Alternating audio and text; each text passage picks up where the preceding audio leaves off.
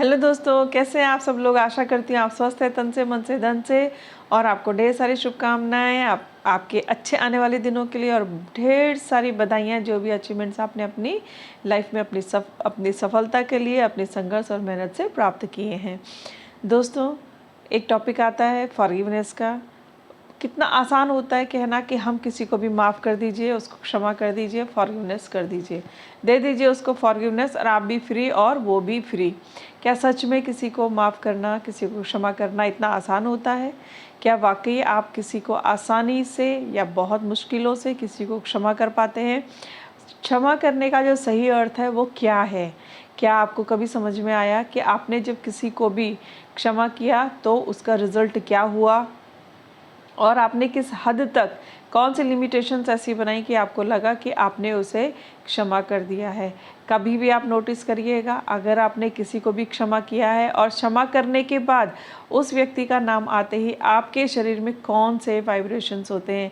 क्या ये vibrations loving और काइंडनेस के हैं, या एग्रेसिवनेस के हैं, या एंगर के हैं, या किसी भी प्रकार का ऐसा जो कि आपके खून में उबाल ला दे? इस प्रकार के आपके वाइब्रेशन आपके शरीर में होते हैं। या अगर आप जब भी उस चेहरे को याद करते हैं, उसकी बातों को याद करते हैं, तो आपको सिवाय प्यार के, काइंडनेस के, करुणा के कुछ नहीं समझ में आता है। और लाख याद दिलवाने के बाद भी अगर आपको उस व्यक्ति की कोई भी अवगुण सामने नहीं दिखाई देते हैं, नहीं आते हैं, इट मीन्स आपने सच्चा फॉरगिवनेस किया है। क्या वाकई आपको लगता है कि आप फॉरगिव करने में सक्षम हैं?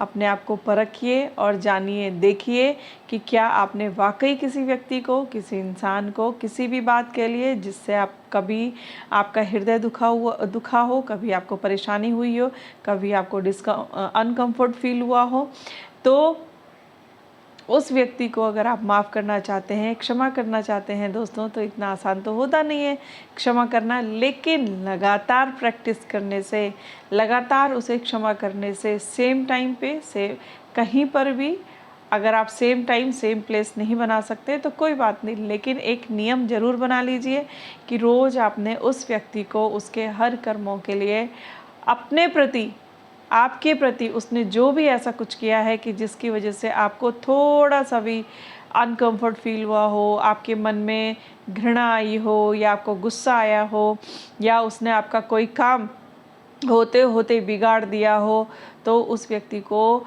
आप माफ़ करते रहिए, क्षमा करते रहिए, अनलेस अनटिल कि आपको उसका चेहरा याद आते ही उसके अवगुण अगर याद नहीं आते हैं तो उसका फेस भी याद नहीं आना चाहिए।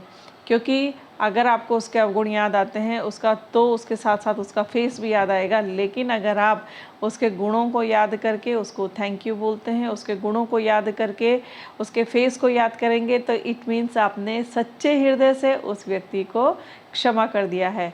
छोटी सी बात है, लेकिन है बहुत बड़ी, बहुत गहरी है।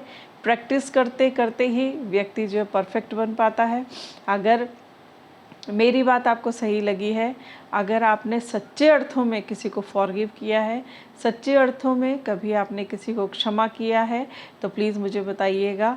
और कभी जब हम बातों बातों में कहते हैं कि गोली मारो, छोड़ दो, लेट गो करो, तो लेट गो, गोली मारो, छोड़ दो इतना आसान नहीं होता है। हम नॉट साधारण इंसानों के लिए, साधारण व्यक्ति के लिए इतना आसान नहीं होता है।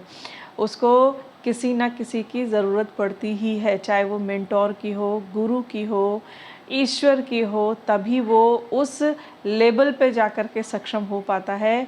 क्योंकि उसके साथ सिर्फ़ और सिर्फ अपनी पावर ना हो करके अपने गुरु की पावर होती है, अपने मेंटोर की पावर होती है।